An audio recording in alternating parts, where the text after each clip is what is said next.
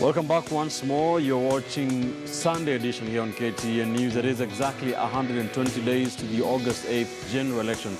Exactly 4 months to the polls when Kenyans will go to the ballot to decide their next set of leaders. For some parts of this country, that decision will be made in the next 3 weeks or so in the all-important nomination exercise, where some of the leaders who will be chosen in the nomination exercise will be as good as elected, according to pundits here on the show. That is what we want to talk about in the next 60 minutes or so. The nomination exercise, and first on the ground will be the Orange Democratic Movement. They were supposed to start on Saturday. They had to postpone due to the IEBC standing by its ruling that they have to gazette all the names of the aspirants, and that will be done by next week. And this is what the party leader, ODM party leader, had to say about that. Political parties are independent institutions. They are parties which are members parties, organizations. They don't belong to the IEBC. So IEBC should not try to micromanage political parties. Parties should have their own programs, how they're going to do their nominations. And each party has got its own constitution, as it's got its own nomination rules and regulations. So we don't want the IEBC to try to tell us when we are going to do our nominations or how we are going to do those nominations. Right, of course, that goes to talk about the place of the IEBC in the electioneering process. But the political parties have been on the spot pre-nominations over issues of chaos and violence, over issues of issuing direct nominations. And ODM has been a culprit, has issued several direct tickets, including to 7 of its 17 governors. Let's listen into that report by Chris Thairo. ODM party leader Raila Odinga was at the Bomas of Kenya to oversee the official handing over ceremony of direct nomination certificates by the party's National Elections Board to over 800 aspirants for the various elective seats. Among the biggest beneficiary was Homa Bay women representative Gladys Wanga, who has been a staunch supporter of ODM and a critic of the Jubilee administration.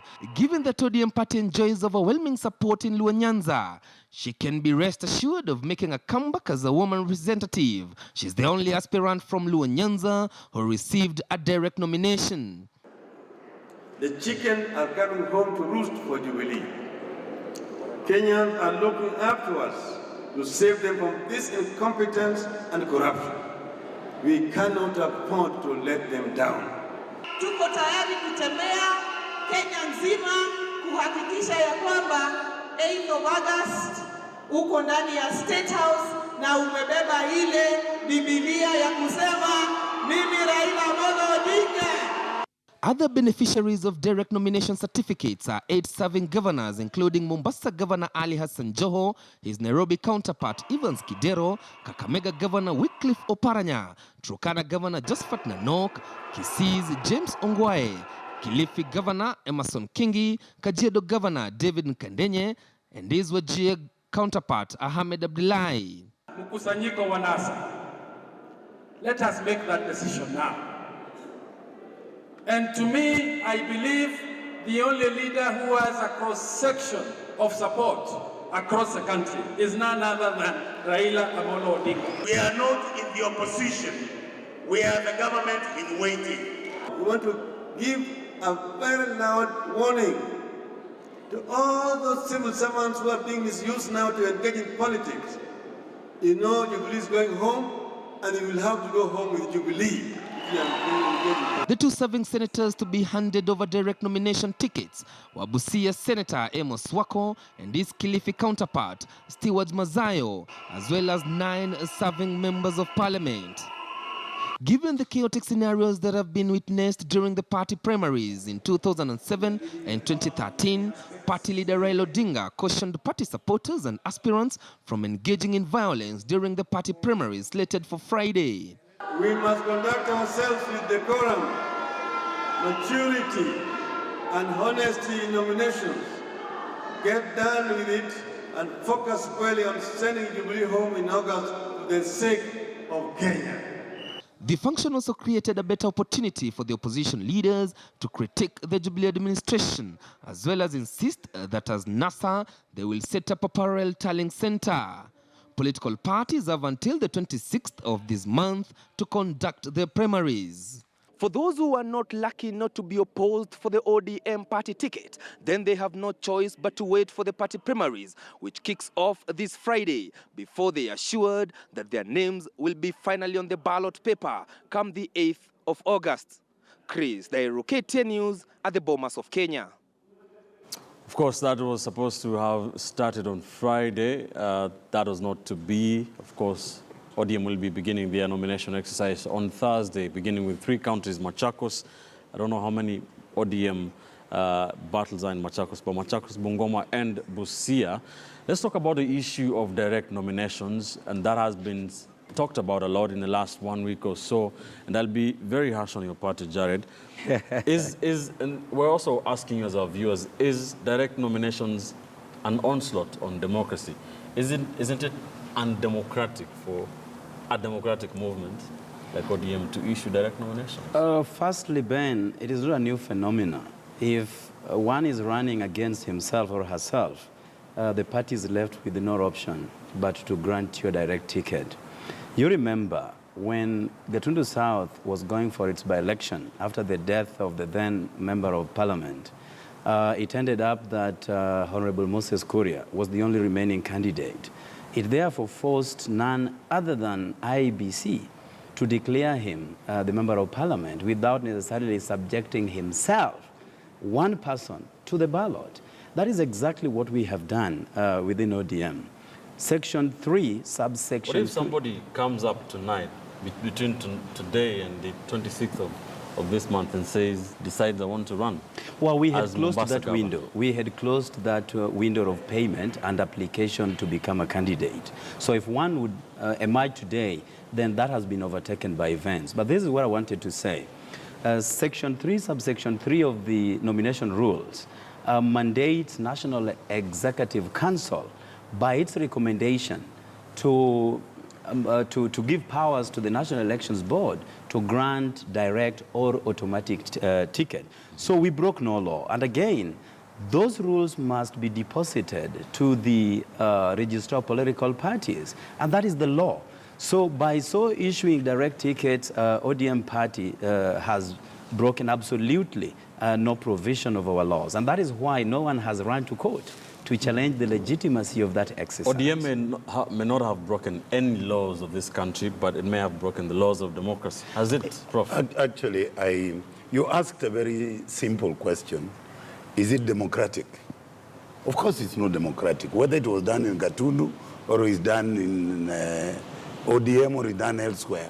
When you, through manipulation, deliberately exclude other aspirants who are constitutionally allowed to engage in competitive politics, it is a violation of their democratic rights, period.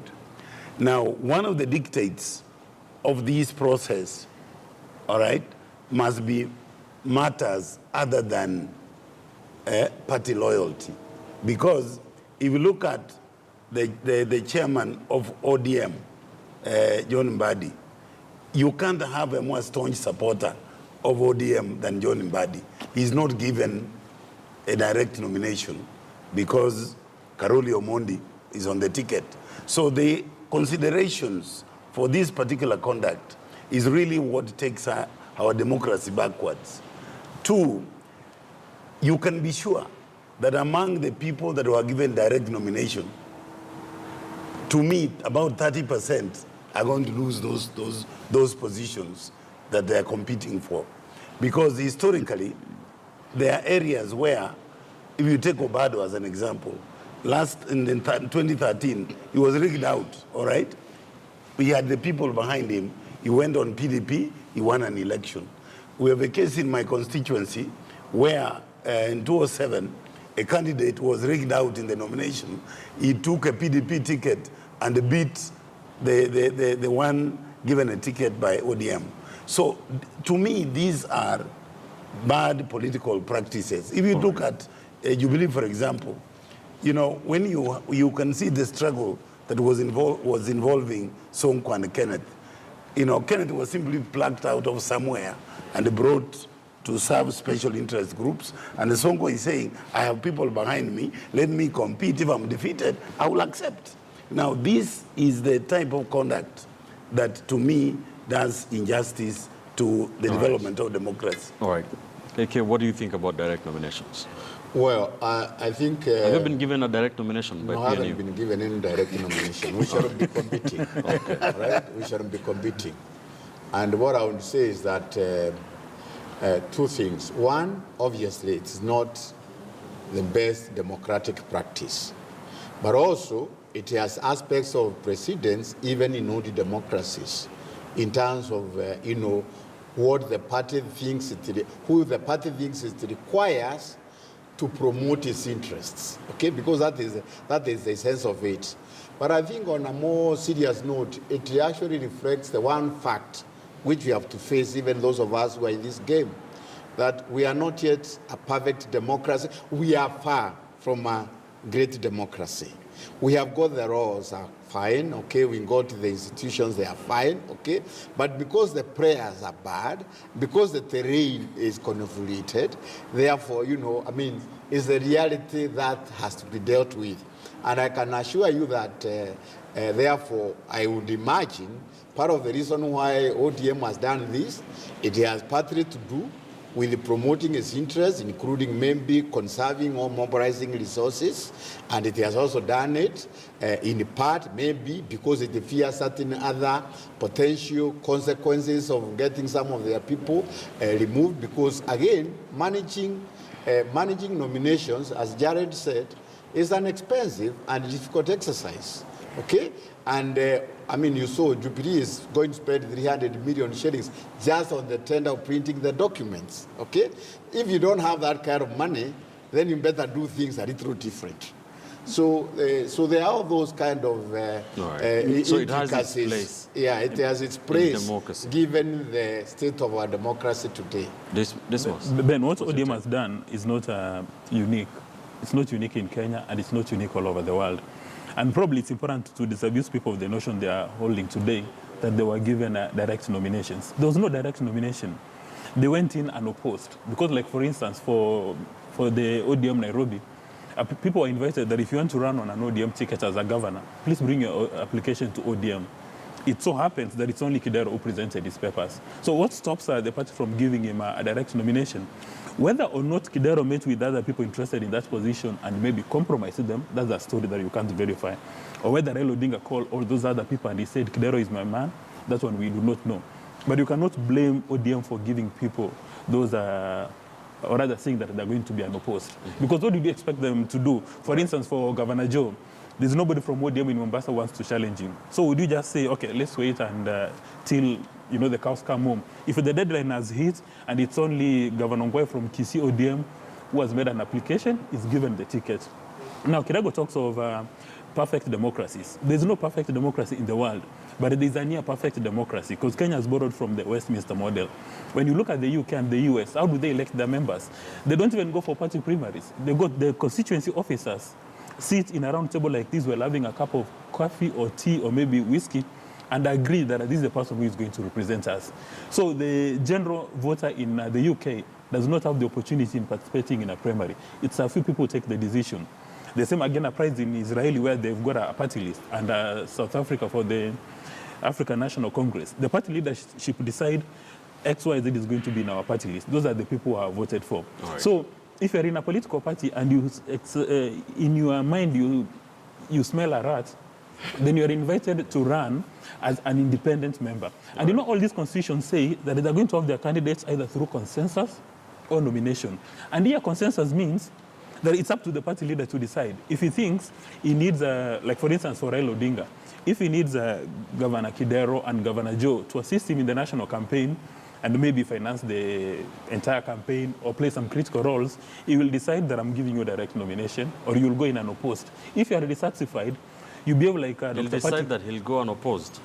The party leader will decide. Yeah, I mean, like for instance... That doesn't sound very democratic. No, if Kirago and I want to compete for a position, then Raila Odinga will call Kirago and say, I'm going to appoint you as a cabinet secretary, let this must run. And then on the material day, I'm the only person who has applied for the position. Right. I go in and oppose. Ben, let me buttress that point. The point is that, Ben, a party has its interests, okay?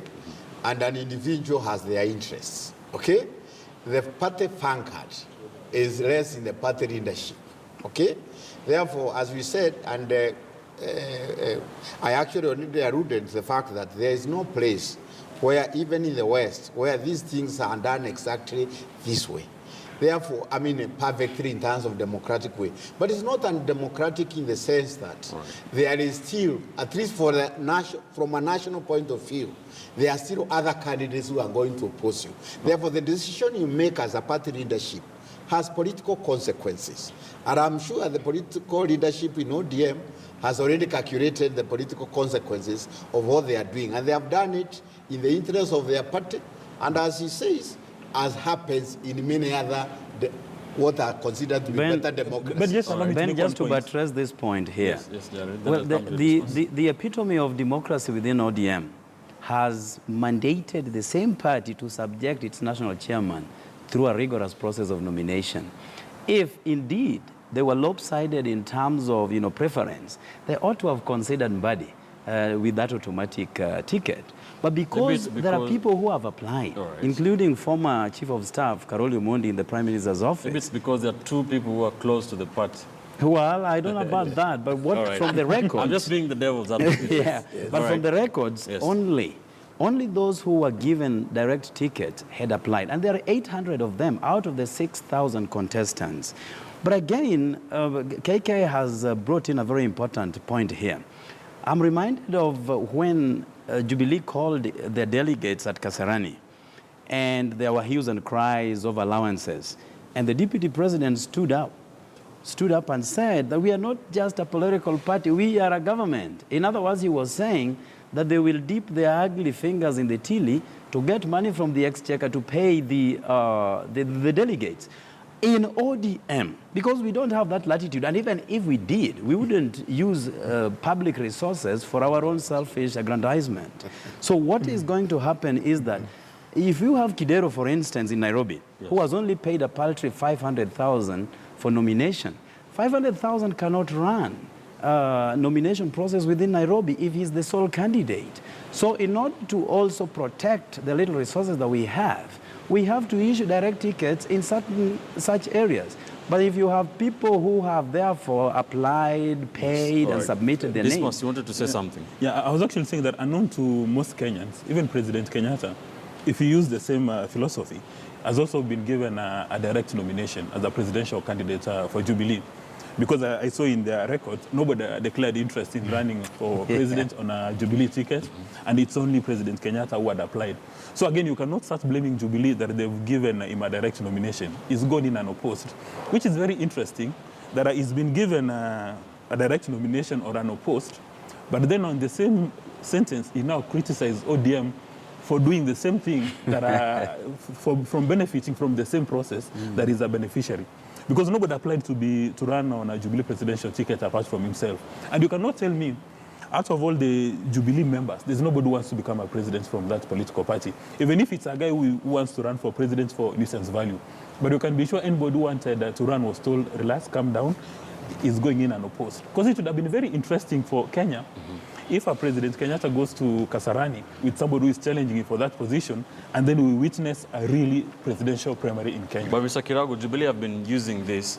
Do you think they'll be issuing direct nominations? They've been hitting out at ODM saying, you can't call yourself a democratic party and you're issuing. Are we also going to see them? As I said, the nominations are very imperfect. Part of the reasons, I'll be honest, part of the reasons some of us ran away from Jubilee, because when we were launching it, we were there. But part of the reasons is that, because we know that nominations are not going to be perfect, and we can see machinations. The head of the party may be thinking very democratically, but the machinery which he has there, as you already know, is not perfect. Are we together? Yes. It is not. They wanted IEBC to run the nominations because they realized from the very outset that nominations are going to be problematic for them as a party to administer. Okay. Then IEBC ran away from it, okay? Now they are going to struggle with it. But even with IEBC there, and in a national election, and because I've been a victim of it, I know that even IEBC at the center, Yes. even IEBC at the center, even for the national elections, the IEBC at the center, the commissioners may want to run a very clean election. But the machinery they have there, all right. Is back to the state of our society. You cannot guarantee that things will be done according to the rules. As we wind up, just what are some of these? What are the parties supposed to do to make sure they have smoother? I mean, parties have promised to have better nomination than they had in 2013, for example. But we're already seeing violence in, sadly, a lot of ODM places like Migori and all that. So violence and the issue of the process being seen to be free and fair. What are some of the things that the parties need to do to address this issue? I think there are two critical bodies that should help regulate the conduct of nominations. Firstly is IEBC. You remember, those who will then be arrived at after the nominations, their names will be forwarded to IEBC for gazettement, and hence face the electorate in August. Right. So if IEBC knows of people who will then use certain machinations in order to clinch the tickets, they should actually be barred at that level, so that the buck stops with those political parties to only present clean names, those who are violent-free, those who are going to respect the tenets of democracy, and that is going to be the clarion call at this point. Right. Then these political parties also at their level, just before they get that embarrassment at the IBC level, they also have to come up with their own internal controls that anybody who is instigating violence must be deregistered from the party, must be banned from running, and must face the full wrath of the law. Your final thoughts, Prof, as you wind up. Now, personally, I'm quite happy about the positive disciplinary steps that ODM is taking to try and stamp out violence. But, however, in the process, injustices are likely to be propagated. If you look, one of the points that I'm concerned about, irrespective of what KK and Dismas are saying, is the fact a lot of the people that have been nominated, in about 40% of the case of the situations, people have been coerced into directly Thank into submission. you. KK, your final thoughts. First of all, I just start from where I thought about the potential injustices. Yes. And I'll say, okay, one of the things which Kenyans forget all the time, IEBC has very limited capacity to ensure that there is no violence. The responsibility for ensuring that there is no violence in the country belongs to the police, okay? There is no capacity within IEBC to make sure that there is no violence. It's not possible.